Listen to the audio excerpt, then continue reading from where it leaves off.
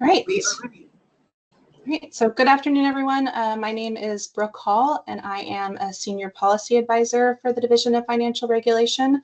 I will be the hearing officer for today's hearing, amending OAR 836053-1430. Also in attendance at the Labor and Industries building is the Division Rules Coordinator, Karen Winkle, who will be recording today's hearing. We are now on the record.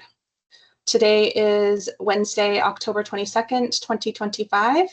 The time is 2:33 p.m. Pacific Daylight Time. This public hearing is being conducted in a hybrid format through Microsoft Teams and also in the Labor and Industries building in Conference Room E, located in Salem, Oregon. We will begin today with introductions of who is here for this public hearing. When you introduce yourself, please include your name, your affiliation, and whether you would like to testify. I'll just go through the list as I see it. We'll start with Jennifer Baker.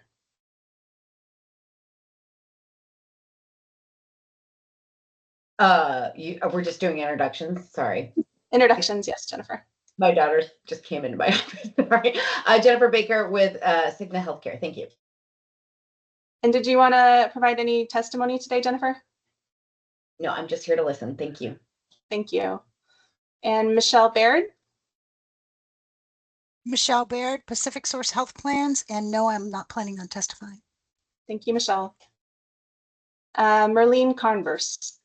Hi, my name is Merlene Converse. I'm with Kaiser Permanente, and I am here to listen and do not plan to testify. Thank you. Thank you, Merlene. Scott White.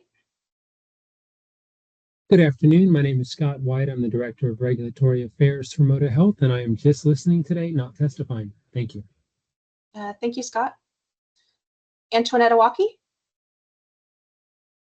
Good afternoon. My name is Antoinette Iwaki, and I'm the Senior Public and Regulatory Affairs Specialist for Cambia Health Solutions, and I plan to testify. Thank you, Antoinette. And Iris Maria Chavez. Hello, Iris Maria Chavez. I'm with the representing the professional counselors and therapists and do not plan to testify. Thank you, Iris. Is there anyone I did not call on? Okay. And as far as DFR staff, I believe the only person here is Karen. Karen, do you want to introduce yourself? Sure. I'm Karen Winkle, and I am the division's rule coordinator. Thank you, Karen. So this is the time and place set for a public rulemaking hearing to receive testimony regarding the adoption of rules for the form and manner for behavioral health benefits reporting. Notice for today's hearing was published in the Oregon Bulletin on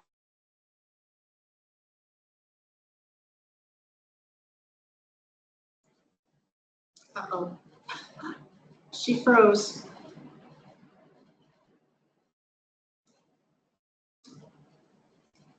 We will just sit here and wait until she comes back online. Looks like I froze. Where did I freeze? Should I just start over? Yes. This is the time and place set Yes. for a public rulemaking hearing to receive testimony regarding the adoption of rules for the form and manner for behavioral health benefits reporting. Notice for today's hearing was published in the Oregon Bulletin on October 1st, 2025. Notice was also mailed or distributed to insurers, to persons on the division's mailing list, and to other interested parties. A copy of the notice of hearing, together with the notice of proposed rulemaking and statement of need and fiscal impact, is contained in the master file and is made a part of the record. This hearing will be conducted according to the Oregon Administrative Procedures Act, Oregon Revised Statutes, ORS Chapter 183, and the Attorney General's Model of Rules of Procedure. Written comments will be accepted until October 29th, 2025 at 5 p.m. Pacific Standard Time. No other comments or exhibits will be accepted after that date and time. Anyone who wishes to testify at today's hearing should state their name and affiliation, if any. The division does not respond to comments or questions during the hearing. After the close of the public comment period, I will prepare a report for review by the division administrator as part of the formal rulemaking process. At this time, if you joined the meeting after I started speaking, please identify yourself and indicate whether you plan to provide public testimony so that we can include you as a part of the attendance record.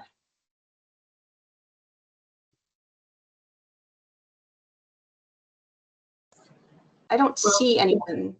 Well, Melissa did join us, but now I don't see her listed. Yeah, I don't see her either. All right. Okay. So background and history. Senate Bill 824, enacted by the Oregon Legislative Assembly, directs the Department of Consumer and Business Services to update its rules regarding behavioral health benefits reporting. This legislation restores and makes permanent the quantitative data reporting requirements for behavioral health parity that were previously set to end. It also establishes new confidentiality protections for data submitted by carriers. The corresponding administrative rule, OAR 836-053-1430, is being amended to implement these changes and ensure ongoing compliance with both state and federal mental health parity laws. What the rulemaking does, the proposed rule to amend OAR 836-053-1430 implements the changes required by Senate Bill 824. The rule restores and makes permanent the quantitative data reporting requirements for behavioral health parity and makes submissions to the department confidential. Key provisions of the rule include quantitative data reporting requires the submission of quantitative data annually beginning March 1st, 2026. This reporting is submitted in accordance with federal requirements and includes, but is not limited to, denial information, including the number of denials, the percentage appealed, and the percentage of appeals that upheld or overturned the denial for both behavioral health and medical surgical benefits. The percentage of claims paid to in-network and out-of-network providers for behavioral health and medical surgical benefits. Medium maximum allowable reimbursement rates for time-based office visit CPT billing codes for both behavioral health and medical provider types. Time-based office visit reimbursement rates reported as a medium rate by geographic region and the percentage of Medicare rate those rates represent. Descriptions and documentation of policies to maintain compliance with the Federal Mental Health Parity and Addiction Equity Act and ORS 743A.168. Confidentiality protections adds language ensuring all information submitted by the carrier to the department under this rule is confidential and not subject to disclosure as provided in ORS 705.137. At this time, is there anyone on the call who wishes to testify? Antoinette, I believe you indicated you wish to testify? Yes, I do. Go ahead. Oh, great. Thank you. My name is Antoinette Iwachi, and I am the Senior Public and Regulatory Affairs Specialist for Cambia Health Solutions. I am testifying on behalf of Cambia Health, the state's largest health insurer. Cambia Health operates Regions Blue Cross Blue Shield of Oregon and Bridgespan Health Plans, and is a not-for-profit health insurer dedicated to improving the health and well-being of our members and the communities we serve. Again, thank you for the opportunity to provide comments on the updated draft rules implementing Senate Bill 824, which restores the quantitative data reporting elements of the annual behavioral health parity report.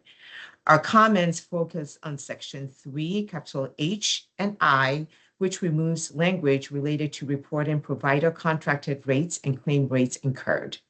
While we support removal of contracted rates from the rule, since the DFR had not previously collected this data, but only collected data on incurred claims due to insurer system challenges, we strongly recommend that reporting on incurred claims be reinstated in the rules for several reasons, including aligning the reporting template with the rules, which is essential for consistent implementation across the industry and also to reduce confusion.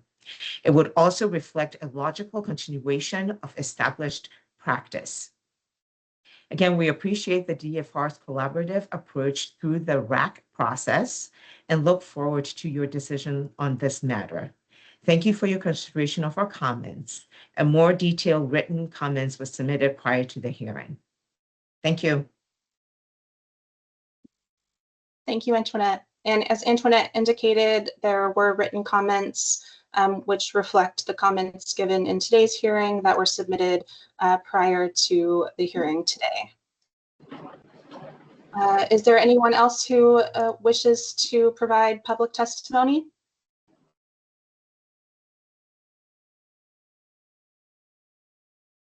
Okay. Once again, written comments will be accepted until 5:00 p.m. Pacific time, October 29th, 2025. No other comments or exhibits will be accepted after that. After the close of the public comment period, I will prepare a report to submit to the administrator for review. The time is now 2:43 p.m. This concludes the public hearing. Thank you. Thank you. Thank you, Brooke.